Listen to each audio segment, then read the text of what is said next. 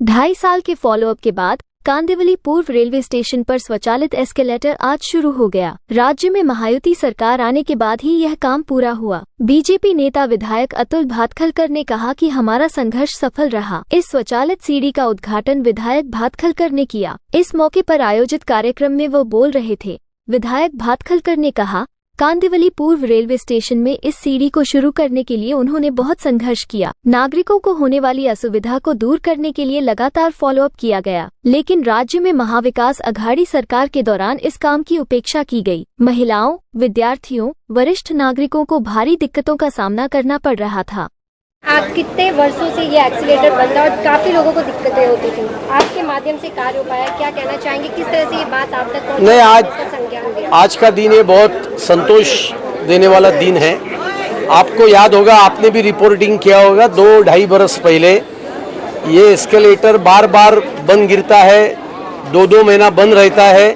इसके लिए हमने इसी विभाग में एक बहुत बड़ा जन आंदोलन किया था। जेल में भी हम उस समय आंदोलन करके, क्योंकि राज्य में सरकार उद्धव ठाकरे जी की सरकार थी, लेकिन उसके बाद मुंबई महानगर पालिका ने ये एस्केलेटर नए सिरे से, नए टेक्नोलॉजी से बनाने का निर्णय किया। आपको याद होगा, पहले वाला जो एस्केलेटर था वो सीधा जमीन से सटा हुआ था, तो जब जब बारिश आता था या कोई भी पानी आता था तो एस्केलेटर में जाकर वो एस्केलेटर बंद गिरता था, और इसके लिए बरस के 12 महीने में कम से कम 6 महीना वो एस्केलेटर बंद होता था। आज आपने देखा होगा कि यहाँ सीढ़ियाँ निर्माण की है, उसके बाद एक बड़ा स्ट्रक्चर खड़ा किया, उसके ऊपर से ये एस्केलेटर चालू होता है, तो पानी जाने के कारण ये एस्केलेटर भी बंद गिरेगा नहीं। साथ में जॉनसन एंड जॉनसन कंपनी का ये एस्केलेटर बिठाया है, जो अच्छे क्वालिटी के होता है। पूरे देश में ऐसे नामांकित कंपनियों के एस्केलेटर बिठाने का काम अपन करते हैं। इसके लिए मुझे लगता है कि एक बहुत बड़ी दुविधा लोगों को जो थी वो आज सुलभ गई है, और अभी ये एस्केलेटर चालू हुआ है।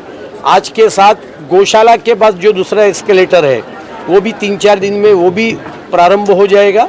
और अकुर्ली सबवे का जो रुंदीकरण मैंने हाथ में लिया था 4 बरस पहले, उसमें 2 कारणों से डिले हुआ था। एक तो पहला काम चालू किया और कोविड आ गया, तो 2 बरस काम हुआ नहीं।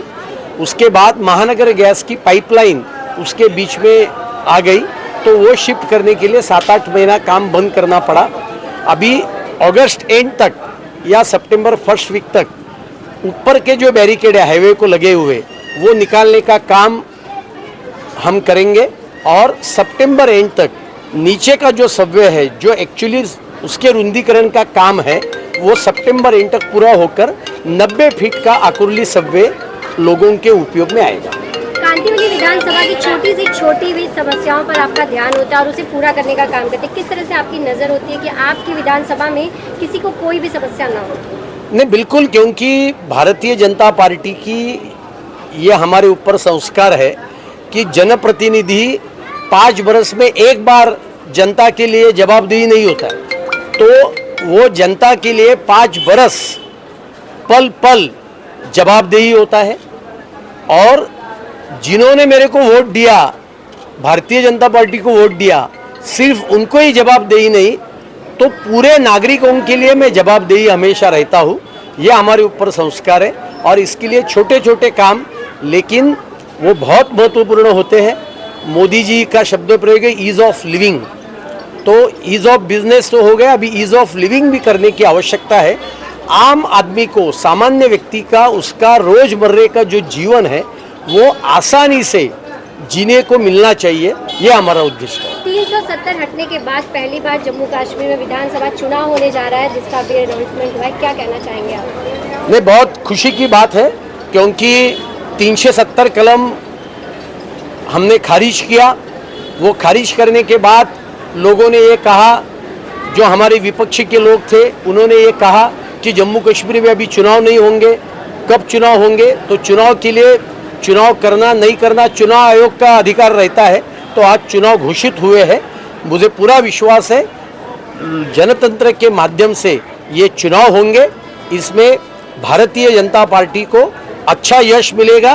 मैं राहुल गांधी को इतना ही कहूँगा, चुनाव में तुम्हारी हार तो पक्की है, लेकिन हारने के बाद ईवीएम को दोष मत दो, इतना मैं उनको कहूँगा।